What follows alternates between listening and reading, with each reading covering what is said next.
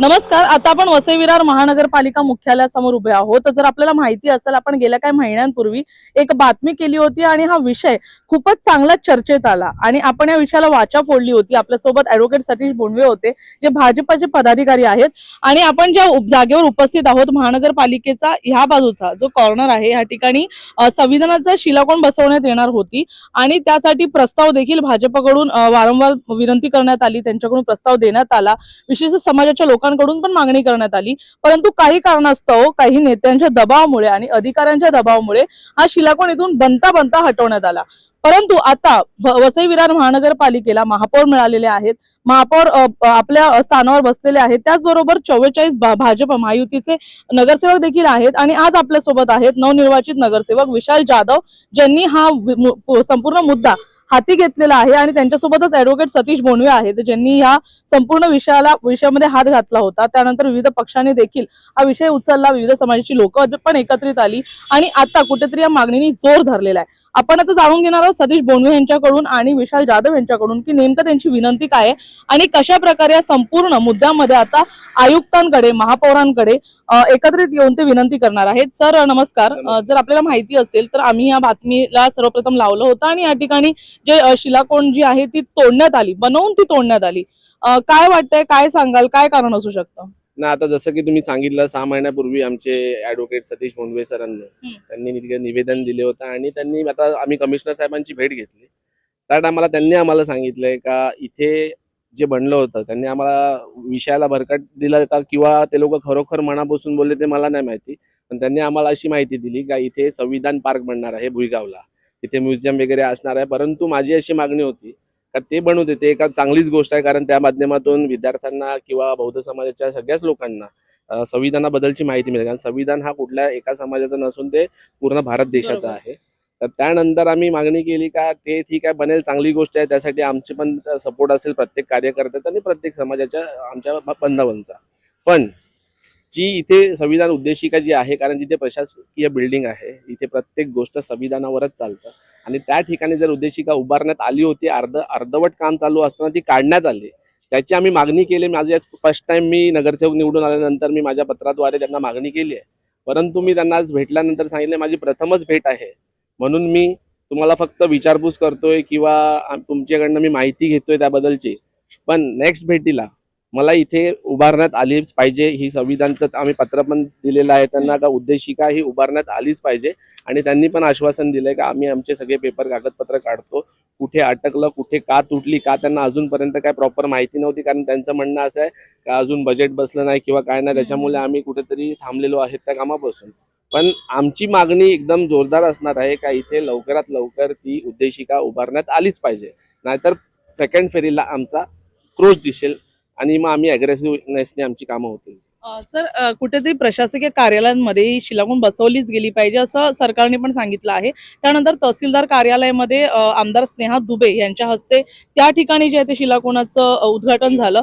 मग इथे का काम अडलेलं आहे? म्हणजे इथे आता जसं बनता तुटलंय, म्हणजे बजेट पास झालेलं आहे, त्यासाठी पैसे लागलेले आहेत, मग काम कुठे अडलंय? काय उत्तर मिळालं का तुम्हाला? उत्तर तर त्यांचं मिळालं नाही, पण मी त्यांना हाच प्रश्न माझा पण होता का जर उद्देशिका उभारण्यात आली तर तुम्ही कुठली तरी त्याची टेंडर काढला असेल, कुठल्या तरी ठेकेदाराला लागला असेल आणि बिना टेंडरच्या तर तुम्ही इथे काम चालू नाही करणार.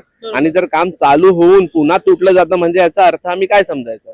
त्यांनी बोलण्यासाठी सध्या तरी त्यांच्याकडे काय उत्तर नव्हतं का मी ते बोलले आम्ही नवीन आहे. कुलकर्णी साहेबांना भेटलो मी, ते बोलतात मी ऑक्टोबरला चालूय, नवीन आहे असं आहे. मी बोलले ठीक आहे, आमचं 19 तारखेचं पत्र आहे, 19 नोव्हेंबरचं पत्र आहे, तर नवीन असल्यामुळे ठीक आहे, तुम्हाला मी काय बोलत नाही. पण तुम्ही तुमच्या इंजिनियर सगळ्यांना एकत्र मीटिंग घेऊन त्याची माहिती घ्या आणि पुढच्या टायमाला आम्हाला उत्तर नाही असं नाही पाहिजे, इथे उद्देशिका उभारण्यात आलीच पाहिजे. ही आमची राजकीय दबाव असू शकतो ते आता मी सांगू शकत नाही. राजकीय दबाव मला असं वाटत नाही असेल, कारण उद्देशिका म्हणजे संविधान डॉक्टर बाबासाहेब आंबेडकर हे प्रत्येक समाजाचे आहेत. ते संविधान त्यांनी काय फक्त SC समाजासाठी नाही लिहिलेलं, पूर्ण भारत देशासाठी लिहिलंय. तर त्यासाठी मला असं वाटत नाही का कुठला पक्ष त्या गोष्टीसाठी दबाव करत असेल. आता खरोखर कारण मला त्यांच्याकडनं सेकंड फेरीला माहिती पडेल, त्यानंतर मी पुन्हा बाईट देईन तुमच्याकडे. नक्कीच. सर तुम्हाला एक प्रश्न विचारेन, काय सांगाल, अपडेट काय आहे? कारण मागच्या वेळेस आपण बरेच मुद्द्यामध्ये कव्हर केले होते, आता अपडेट काय आहे? आपल्याला माहिती असेल की आपल्या चॅनलच्या माध्यमातून हा आम्ही विषय घेतला होता गेल्या 3-4 महिन्याआधी. संविधानाची उद्देशिका लावण्यासाठी कोणाला अडचण आहे? माझा प्रश्न आजही तोच आहे की जर 4 महिने आधी आम्ही निवेदन दिल्याच्या नंतर देखील आपल्या महानगरपालिकेकडून अति महत्वाचा जो विषय आहे ज्याच्यावर संपूर्ण देश चालतो ते संविधानाची उद्देशिका लावण्यामध्ये अडचण कोणाची आहे, आणि जर तुम्हाला अडचण आहे तर तुम्ही जाहीर करावं की आम्ही या ठिकाणी संविधानाची उद्देशिका लावू शकत नाही, कारण आम्हाला कोणाचा तरी राजकीय दबाव आहे.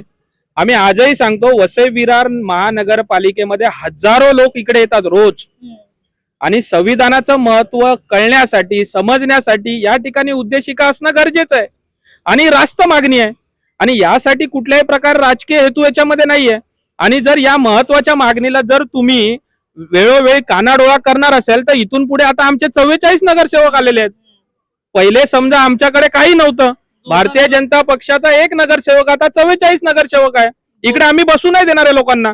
जोरदार विरोध होऊ शकतो. आम्ही यासाठी आंदोलन जरी करायची वेळ आली तरी सांगतो की या ठिकाणी संविधानाची उद्देशिकेचा शिला कोण बसवणार, कारण एक लक्षात घ्या, हा विषय कुठल्या एका समाजाचा किंवा एका व्यक्तीचा नाही आहे. हा एवढा महत्वाचा विषय आहे की आज लहान मुलं असतील, ज्येष्ठ असतील, देशाचा प्रत्येक नागरिक असेल, याला संविधानाचं महत्व कळलं पाहिजे. हा देश संविधानावर चालतो आणि संविधानाच्या वरती कोणी नाही हे वसई विरार महानगरपालिकेने समजून घ्यावं. धन्यवाद सर. जसं आपल्याला माहित असेल, जेव्हा महानगरपालिकेचे भव्य मुख्य कार्यालय उभारण्यात आलं होतं तेव्हा डॉक्टर बाबासाहेब आंबेडकर यांचा फोटो बसवण्यासाठी देखील आंदोलन करावं लागलं होतं. उद्घाटनाच्या दिवशी जेव्हा खासदार डॉक्टर हेमंत सावरा होते या ठिकाणी, त्यावेळेसचे तत्कालीन आमदार होते, सगळ्यांच्या समोर हे आंदोलन झालं होतं. मग प्रत्येक वेळी या मुद्द्यांसाठी आंदोलन का करायची गरज पडते, का हा मुद्दा असा समोर आणावा लागतोय? महानगरपालिका, आपला देश ज्या संविधानावर चालतोय, बाबासाहेब आंबेडकर जे इतके मोठे व्यक्ती आहेत, जे आपले सगळ्यांचे आधारस्तंभ आहेत, प्रत्येक वेळी त्यांनी दाखवलेल्या मार्गाला इथे दर्शवण्यासाठी का सतत आंदोलनं करावी लागतात आणि का विशिष्ट समाजाला सतत पुढे होणे सांगावं लागतंय की आपल्या देशासाठी संविधान गरजेचं आहे?